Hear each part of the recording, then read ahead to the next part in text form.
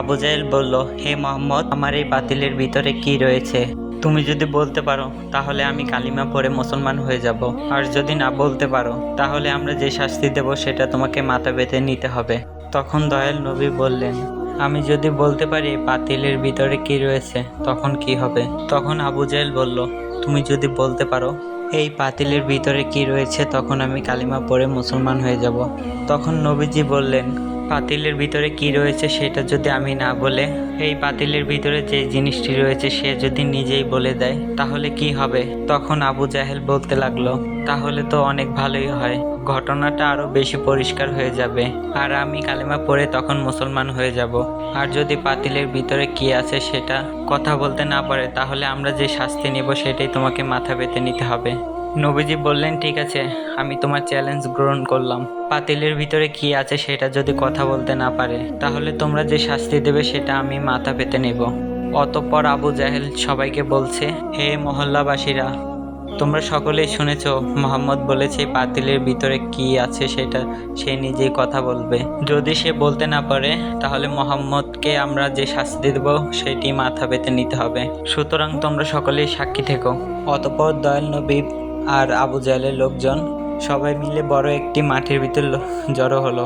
চারিদিকে অনেক মানুষ রয়েছে আর মাঠের মাঝখানে দয়াল নবী আর আবু জাহেল রয়েছে। নবীজি তখন পাতিলের দিকে তাকিয়ে তার শাহাদাত আঙ্গুল পাতিলে রেখে বলতে লাগলো, কে তুমি? আমার আল্লাহ তাআলার হুকুমে তুমি কথা বলা শুরু করো। তখন আল্লাহ তাআলা জিবরাইলকে ডেকে বলছে, তুমি দেখো আমার বন্ধু পাতিলের দিকে ইশারা করছে। আমার বন্ধু যখন পাতিলের দিকে ইশারা করবে তখন তুমি আবার সাপটিকে পুনরায় জীবিত করে দিবে। এই হুকুম পেয়ে হযরত জিবরাইল আলাইহিস সালাম সাপটিকে পাতিলের ভিতরে জীবিত করে দিলেন। অতঃপর দয়াল নবী শাহাদাত আঙ্গুলটি পাতিলের দিকে দেখিয়ে বললেন, তুমি কে? আল্লাহর হুকুমে কথা বলা শুরু করো। এবার সাপটি কথা বলা শুরু করলেন। সাপটি কান্না করে বলছেন, হে দয়াল নবী, আমি হলাম মুসা নবীর উম্মত, আমার নাম হচ্ছে হারেসা।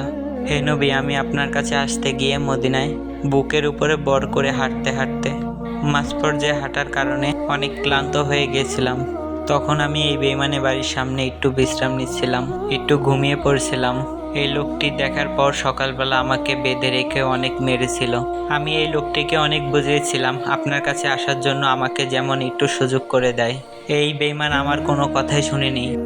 সে আমাকে শিকল দিয়ে আটকানোর পর অনেক মেরেছে আর আমাকে মেরে ফেলেছে। এক পর্যায়ে সে আমাকে পুড়িয়ে ছাই করে দেয় এবং সেই ছাইগুলো এই পাত্রতে ঢুকিয়ে রেখেছে। দয়াল নবী আবু জাহেলের দিকে তাকিয়ে বলল, তুমি কি দেখেছো? তোমার এই পাতিলে কি রয়েছে বলো। তখন আবু জাহেল তার হাত থেকে পাত্রটি ফেলে দিল। তখন সাপটি পাতিল থেকে বের হয়ে আসলো। তখন সাপটি আবু জাহেলকে মারার জন্য দৌড়াতে লাগলো। তখন আবু জাহেল দৌড়াতে দৌড়াতে বলতে লাগলো, হে মোহাম্মদ, তুমি এই সাপটিকে একটু থামতে বলো, আমাকে মাফ করতে বলো। তখন দয়াল নবী বলতে লাগলো, তুমি থামো। তখন সাপটি থেমে গেল। সাপটি বলতে লাগলো, হে মোহাম্মদ, তোমার নাম তোলার কারণে আবু জাহেল আমাকে মেরে ফেলেছে, তাই আজকে আমি ওকে শেষ করে ফেলবো।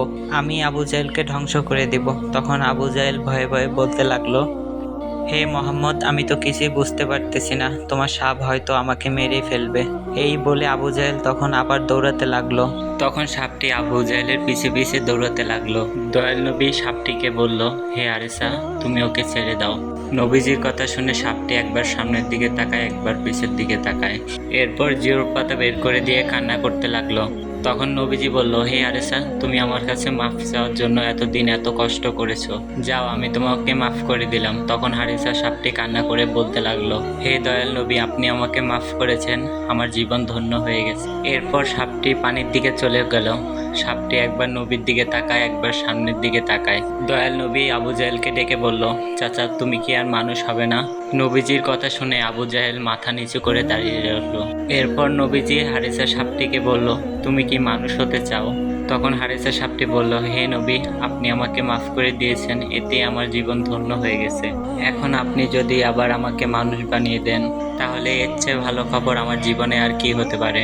তখন দয়াল নবী আল্লাহ তাআলাকে বললেন, হে আল্লাহ, তুমি আমার হারিসাকে মানুষ করে দাও। তখন আল্লাহ রব্বুল আলামিন নবীজির দোয়া কবুল করে নিলেন।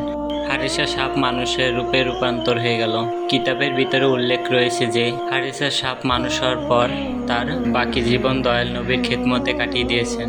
তো আসসালামু আলাইকুম আমার কলিজার ভাইয়েরা, তোমরা সবাই মহান আল্লাহর রহমতের উসিলায় অনেক ভালো আছো। তো আমার চ্যানেলে যদি তোমরা ভিডিওগুলো ভালো লাগে অবশ্যই চ্যানেলটা সাবস্ক্রাইব করে দিবে, আর চ্যানেলে নতুন আসলে তো চ্যানেলটা আবারও বলতেছি সাবস্ক্রাইব করে দিও প্লিজ প্লিজ। আমার কলিজার ভাইয়েরা, তোমরা এই ছোটো ভাইটিকে একটু সাপোর্ট করো।